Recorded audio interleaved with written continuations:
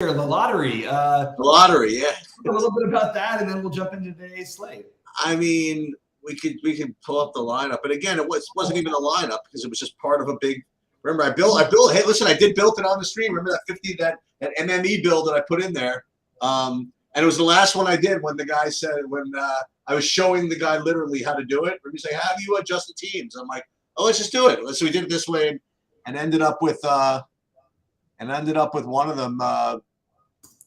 Yeah, one of them getting there. So let me pull that particular lineup up.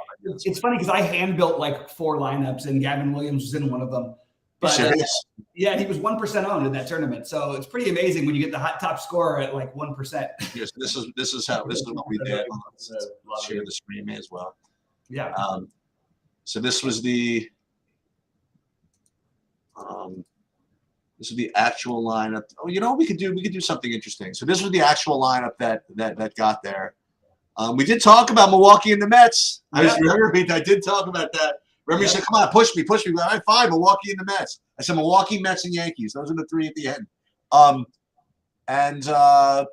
Yeah, it was right there at the end. Josh Engelman, he's a good player. Obviously, he's been stochastic. He was around me. I missed him by 0.25 for second at the end, but the winner had Sandoval and Peralta actually.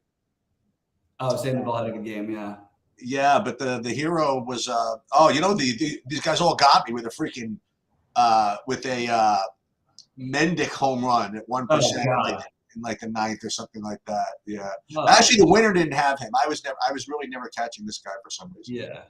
Lineup number 22. That's my lineup number 22. But you know what we can do? Let's be at least somewhat intelligent. Let's what I want to do is let's pull up, and this is what you could do. You could do this. Let's pull up the actual build from yesterday, the last one that we did, and just see like what % of these turkeys we ended up having at the end of this. So let's see. So this was and I did put the last thing I did put unique players number 2. So that's why I'm gonna get a little more random. So I ended up with if we look at the pitchers, I ended up with a total of 1 lineup with Gavin Williams in it. Oh my God, it is the one. That's crazy. Right? And that was the one, right? And then, because remember what I did was I manually upgraded Cole. Thanks. Good job, Sheets. And dude, but you know who freaking smashed? It was freaking my 20% Cole Reagan. Yeah, there you go. But he was paired with Strider everywhere. Oh no! Right, and then as far as the team stacks go, I ended up like 8% Milwaukee, right? But that happened to be the one that just got there, I guess, and then and 16% Mets. So none of my top plays got there, but. I gave a shout out to SaberSim. It did its job, and the 2 little adjustments I made, which I thought were important, actually, were where I remember I manually got myself less Kansas City because I just didn't believe it, right? And I got myself 2 min uniques instead of 1. So who knows? That decision may very well have gotten me that lineup. So yeah, well, we'll go with that. How about that? Yeah, congratulations again. Another skill game. Red hot right now. Can't miss. So while you talk for the next 45 minutes or so, I'm going to listen because I am going down the opposite range. I need to get some luck. Maybe I need to play 22 lineups into something and see if I can get something going. Anyway, all right. So let's pull this up. Get into it. So let's start with Houston, Baltimore. First of all, this is obviously you guys should know this by now. We're betting Baltimore on the money line. Coming off the Valdez no-hitter, that's for sure. But aside from that, let's talk about this. I guess I'll start. I'm not getting to Valdez at all tonight. I just the way my pitching is broken down. I have 1 top guy, and then like 8 guys that could be my SP2. As a matter, I shouldn't say that. I do have Valdez as one of the 8 other guys, but I can't. I'll end up paying like too much. I think if I double pay up for pitching, so I don't think I'm going to get to him. I am getting to Rodriguez a lot though at 6,900 as an SP2. So that's my concept is Rodriguez is one of my 8 SP2s, and I'm not getting to either of the hittings here. Yeah, we're pretty much same page here. Don't really have a whole lot of interest in this game in general. Rodriguez, I have some interest in. If it was a small slate like yesterday, I would be saying, hey, we should be throwing some Houston stacks in there. But this is not the time to do it, I don't think. So I'm okay with the idea of Rodriguez. Even Valdez, I don't think is terrible. I'm just probably not going to end up playing it. So may as well move on. All right, Atlanta and Pittsburgh. What are you doing in this one? Well, this is going to be whatchamacallit, the Groundhog Day or whatever. But Atlanta is, until further notice, like Atlanta's just going to rate as the top projected play on the slate, regardless of who. Pretty much all the time. Yeah, unless it's like the Dodgers in Colorado or something like that. Yeah, you know what I mean.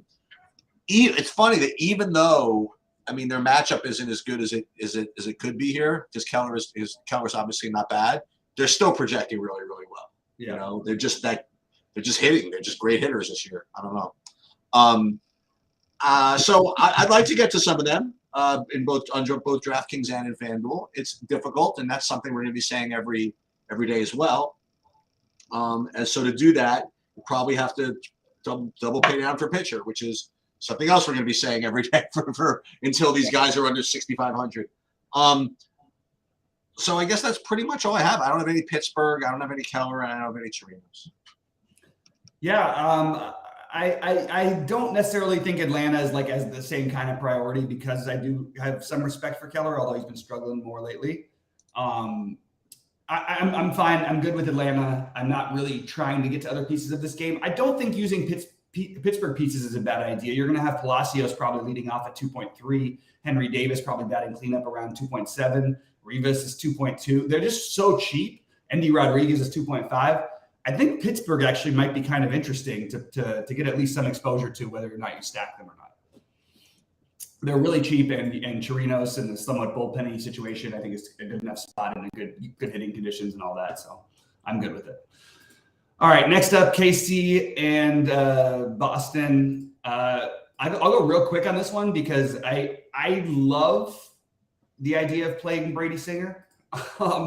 I understand that there's variance, and this is baseball. We should embrace it. Brady Singer has been really good. Like, he's back to being, sort of when I feel like when Sheets started using him last year, started talking about him, I think Brady Singer is extremely reasonable, and I think that Cutter Crawford is extremely reasonable. So these are both high-end SP2s. I think people are afraid of Boston in these situations. We saw yesterday just how inept this offense is. Now, one thing that's different is they're worse against lefties, and they should have Trevor Story back today. So you'd also get Verdugo back in the lineup against righties. So I'm like, it's not as good a spot, and it's 78 degrees with wind blowing out in Boston.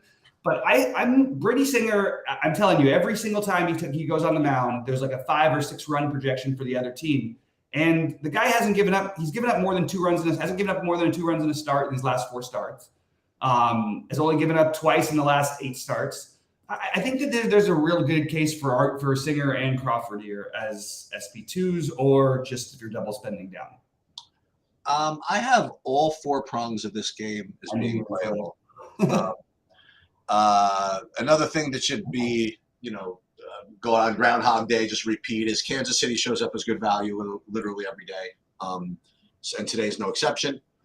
Boston is showing up as one of the top combinations of value and upside and all that on the day. And this has been common also in kind of weaker matchups. Now, not that Brady Singer is bad, but obviously he's not as good as top pitchers.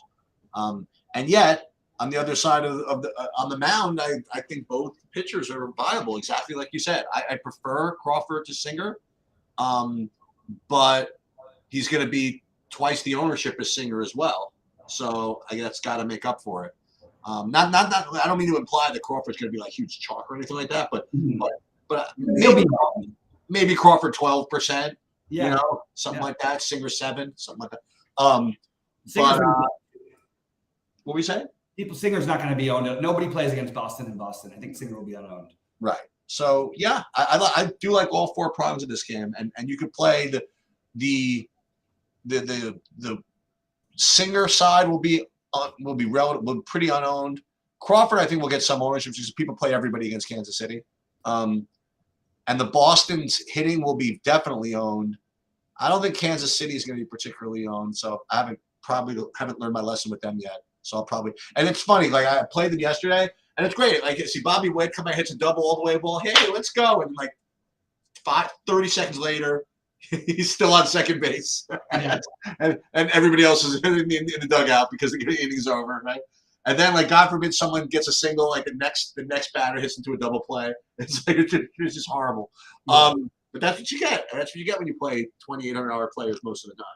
Well, especially yesterday, in yesterday's case, against a really, really good pitcher. I never understood the Kansas City. Against the guy who keeps the ball literally on the ground. Yeah, and he's literally has given up nothing. Like, I'm just like, okay, maybe take a bat. But I'm sitting there, ooh, cool, it's 2-2. I have a chance for extra innings. Like, great. Great. That's what you end up with, I guess. That's what we get. Anyway, I do like all four prongs of this, and probably. Well, I force it. I might. I think Boston is more expensive than people realize if their lineup is. You could be right. Because you're gonna if Story comes back in, he's 5,200. Verdugo's 38. He'll probably be in like the 6 or 7 hole. They've got Cass is up from 2,300 to 3,800. Both Duran and Yoshida are expensive, and they've shown a willingness to use these to use the righties they've got against lefties, which I don't understand entirely why, because they're such bad righties like Rep Snyder and all that. Anyway, we can move on. I just was thinking a little bit more about that one. Chicago and New York. This is another really weird, like, I think that I think both these pitchers you could have on your list for SP2s, but as you're going to see a little bit of today, like sort of like Sheets was saying with the Boston game, I think that all the prongs are viable in this one also. I think I would prefer the Cubs over anything else. But it's probably worth noting that Tyon has been very solid, especially for a guy who's 6,700. So he deserves to be on the list. And I think the Cubs are a better stack than the Mets are, but I have no problem if you want to go to the Mets. We've seen Carrasco just get lit up 3 times in a row now. This might be his last chance, like for a while. Actually, it's the Mets, so they probably give anybody a chance who's willing to play for them right now. But I do think the Cubs are very, very strong play tonight, and I think the Mets are fine. You're going to get a $2,100 Vogelback coming back tonight, which is for the Mets. So that's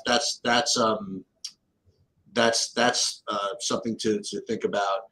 I have the Cubs as one of the top 3 options on the board. Listen, we've been through this. Carrasco stinks, and the Cubs score 400 runs a game. There's just no way I'm not playing Chicago here. That's just the bottom line. Talion, I agree with you. I think he's kind of. I think he could be kind of sneaky here. Mets had a very long night last night. They were into the 7th inning, and then they hit like a late rain delay that went on to like 11 o'clock at night. And so I think Talion's definitely in play as an SP2.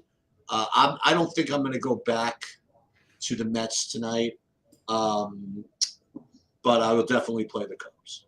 Yeah. I think that's the way that I probably would want to go as well. Why don't you start off the Toronto Cleveland?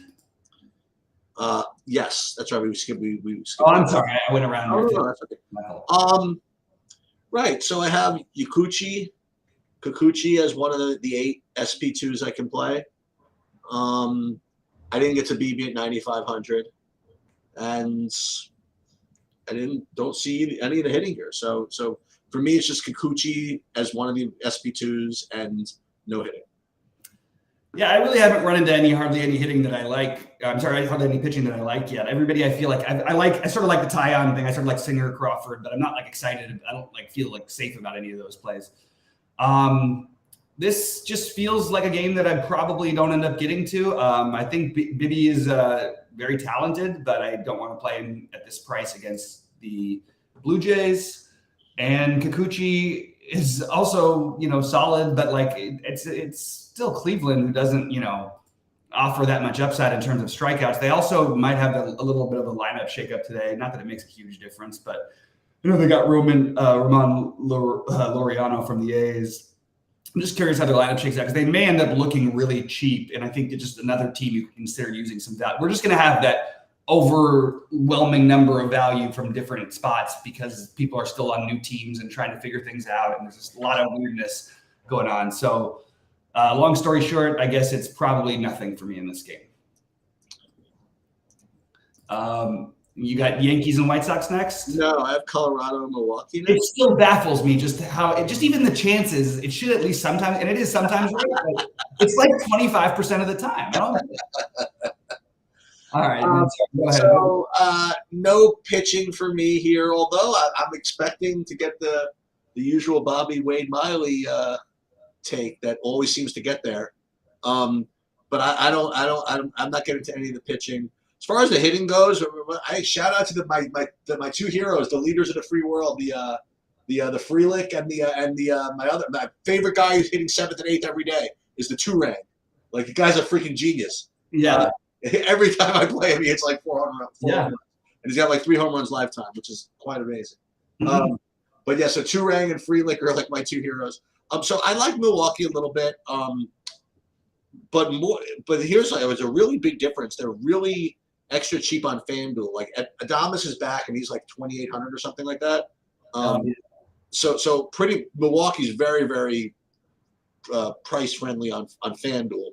So I have them listed as actually one of my top options on FanDuel. DraftKings, I'm not getting to them as much, but they're certainly second tier at least. So I would say I'll default to Bobby's Wade Miley opinion if there is one, and some Milwaukee, definitely on FanDuel, maybe on DraftKings. Yep. I'm basically off this game. I am interested that Wade, this is one of the lowest totals on the slate for Colorado, and it is a good matchup. I need to dig more into why Wade Miley only pitched to 17 batters in his last game. That kind of threw me off a little bit. So I just need to dig a little bit into that and try to understand it better because it really doesn't make a lot of sense to me. Yeah, simple as that, I guess. All right. Now we get the Yankees White Sox. Yankees White Sox. All right. I'll go real quick then, I guess. No interest in the pitching for me, and I do have the Yankees as one of the stacks that I like today. Which you have some like a nice blend of cheap and expensive. Well, even not that expensive outside of Judge. It's just, the Yankees haven't won a lot of slates for a lot of people in a while, but I do think this is a good opportunity for them for us to take a shot on them. And that's what I'm probably going to do. I'm not going to get to Clark Schmidt, although I think you could throw him into the mix with all those other guys, but I think I like the other guys better. So I do think the Yankees are totally viable to me. Yeah, Yankees are one of my top stacks as well, both on DraftKings and on FanDuel. Toussaint has actually been somewhat stingy this year. Yeah, he has been okay. But as you said, there isn't a lot to do hitting wise, so I don't need to be that greedy. I would instinctively, I would think Schmidt should be a good play, right? Because he's a righty against the White Sox, and also it's a pretty good spot to go to take a picture like following Cole. You know what I mean? Like, it's just a totally different look that the White Sox will be getting. So I'm gonna throw Schmidt into the hopper. You know what I mean? As far as guys, I might go for my SP2. And so that's it. So definitely Yankees and maybe some Schmidt. Yep, it certainly makes sense to me. All right, you want to start off the next one real quick? I think it's the Angels. Yeah. So I talked about this in a couple of streams recently.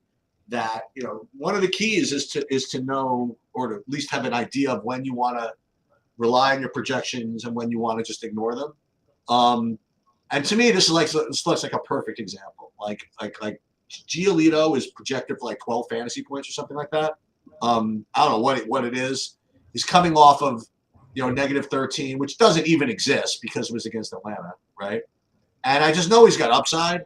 And I think he's a very reasonable pivot here off of everything. So I'm going to throw him. I'm going to throw him in my mix and see what happens. I mean, so far we haven't really gotten any great pitchers. There'll be one we'll get to later, but we haven't really gotten anything great, and he could put up 30.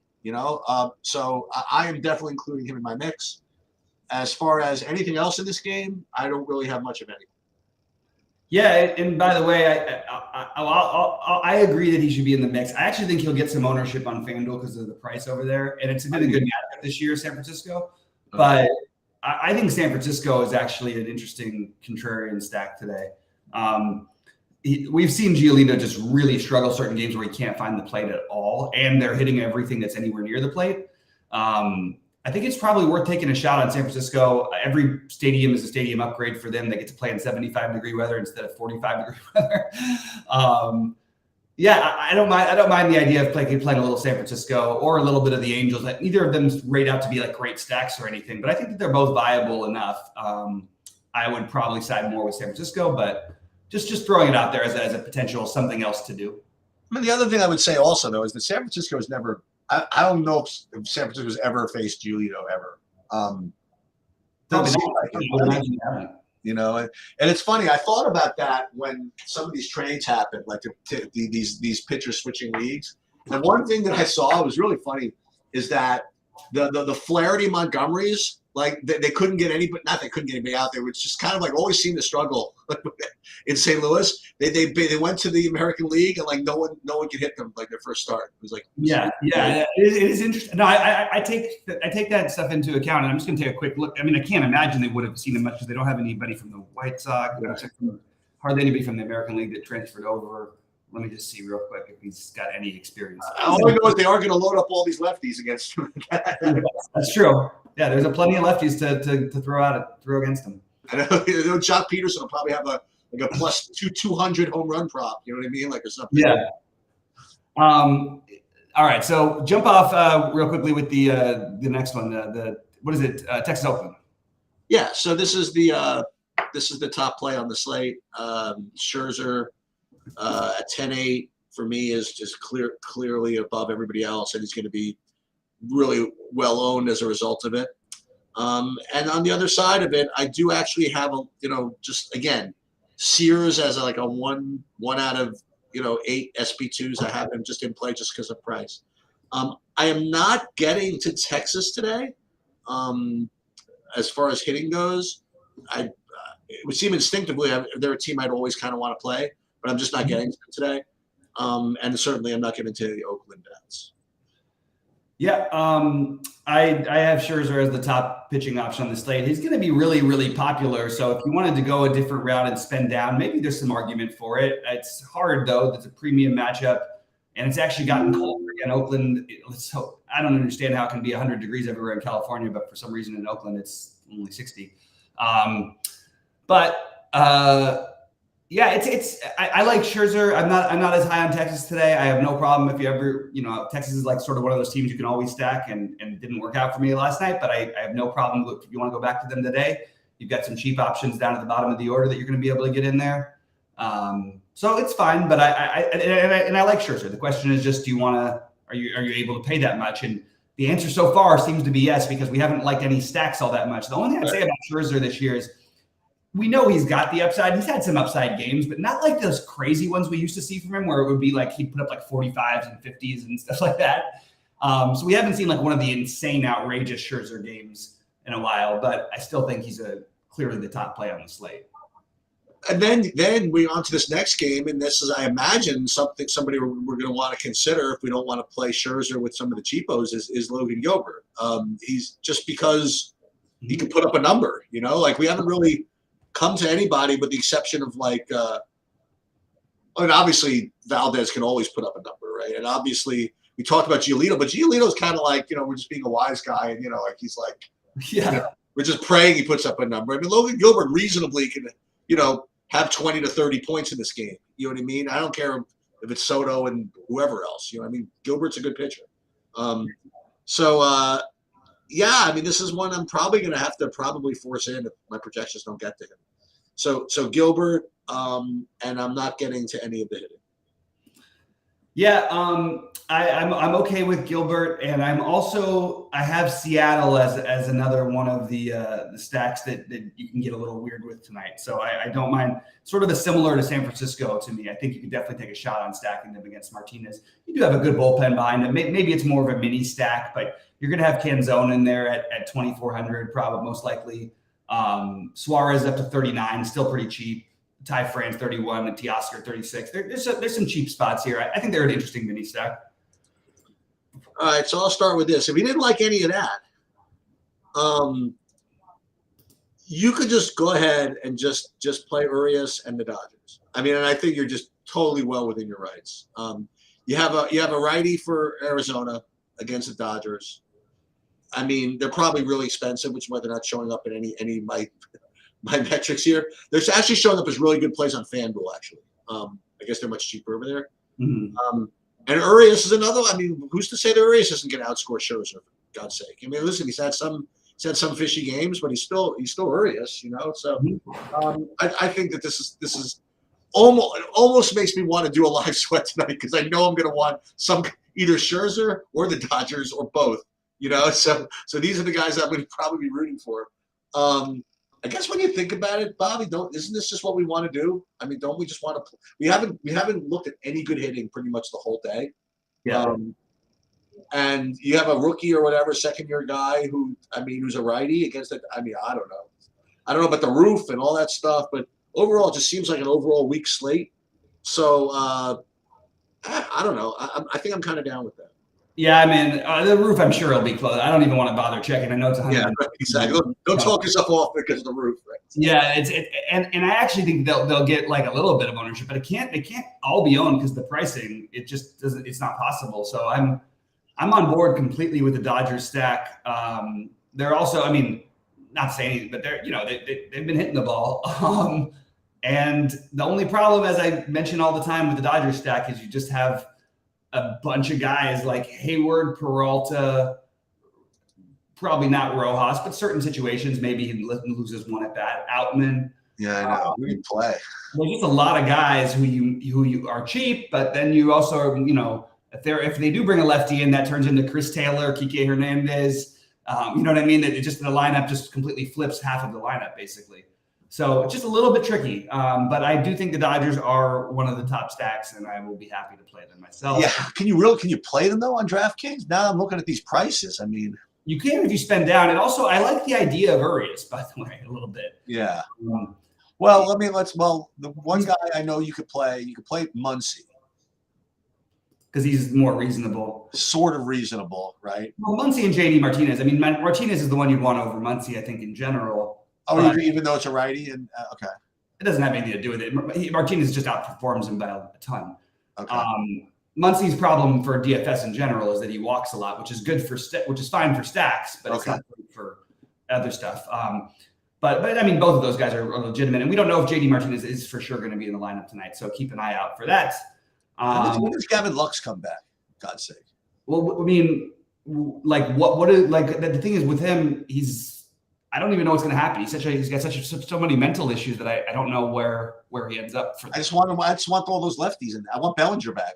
Well, yeah, it'd be nice. Bellinger. And by the way, there's another guy named Corey Seager who would have been nice to have on your team as well. Yeah, but Bellinger hit like 100 for the Dodgers the last 2 years, and now he doesn't make out. I know. But he did. In all fairness, he did it 1 year before, and then he won the MVP or came in second weeks year. So. Yeah. So yeah, it is kind of a weird slate for a big spread out one. Maybe a good one for the max entry type of thing. I have the pitching priorities as somewhere Scherzer and somewhere between Gilbert, Urias, if at the high end, maybe Giolito, and at the low end, I think I like Singer, Crawford, Tyon, and maybe Grayson Rodriguez the best. But honestly, the only priority I have there is Scherzer, which makes me think he's going to be even higher owned. Cubs, Yankees, and Dodgers are my favorite three stacks. Also would be getting to some Atlanta, Pittsburgh, San Francisco, and Seattle. That's all right. So I actually have a bit of advice for people.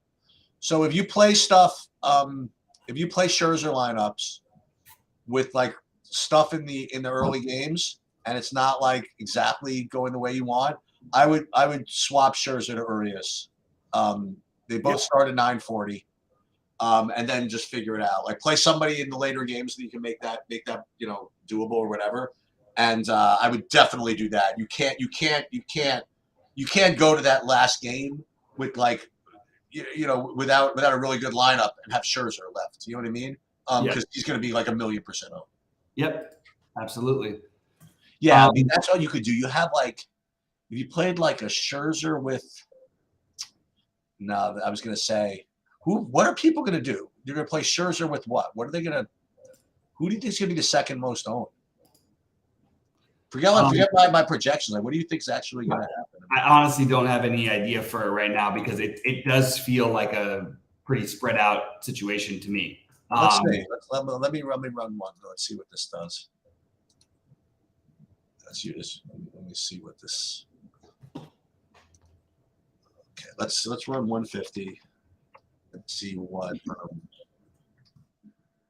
I guess it's going to jam in Scherzer, and it's going to be the same thing. It's going to go Scherzer, Valdez, and then the Royals. I'm going to lose my mind if that's what they do, or the Mets. Scherzer, Valdez, and Mets. Watch this. Here it comes. It's definitely be Scherzer and somebody. Scherzer, maybe it'll pay down for Toussaint or something like that. That could be another thing. Yeah. Let's just see what happens.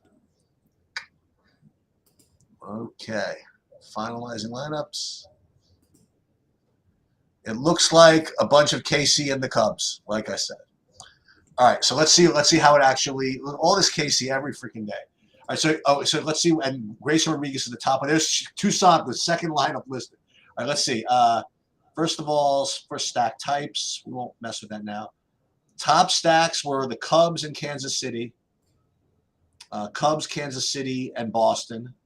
And as far as pitching, it is only 60. And there, as I advertised, Touki Toussaint, 28%.